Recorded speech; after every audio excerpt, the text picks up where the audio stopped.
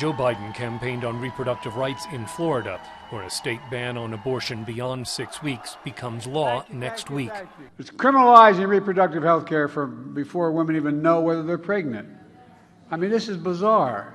The Florida abortion law will be one of the nation's most restrictive and is a victory for the state's conservative Republican leaders, says University of Miami law professor Caroline Mala Corbin.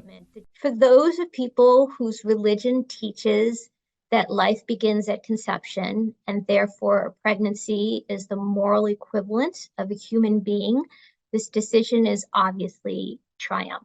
It's also a political challenge for Donald Trump, who says the Florida law goes too far, but who also wants to remind anti-abortion voters that he ended federal abortion protections with Supreme Court appointments that shifted the judicial majority on the court and overturned Roe v. Wade.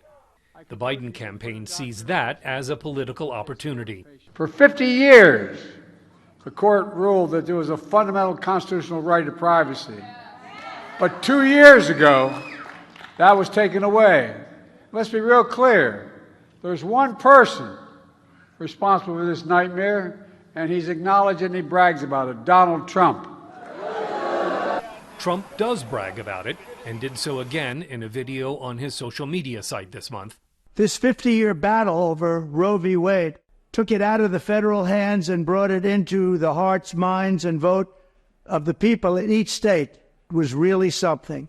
Now it's up to the states to do the right thing. The challenge is when states do things with which Trump does not agree, like Florida, and like Arizona, where the state Supreme Court upheld an 1800s ban on nearly all abortions. Voters in Arizona and Florida will both have abortion rights measures on their November ballots. Similar initiatives in Kansas and Ohio over the last 2 years have been losing propositions for Republicans. And Trump is reminding supporters about the electoral vulnerability of abortion.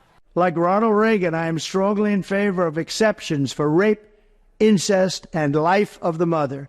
You must follow your heart on this issue, but remember, you must also win elections to restore our culture and, in fact, to save our country, which is currently, and very sadly, a nation in decline. It's a vulnerability Biden is pressing. Donald Trump is worried voters are going to hold him accountable for the cruelty and chaos he created.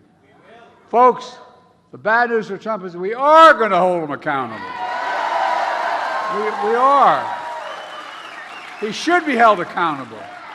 As part of its push on reproductive rights, the Biden administration this week strengthened medical records privacy for people traveling across state lines.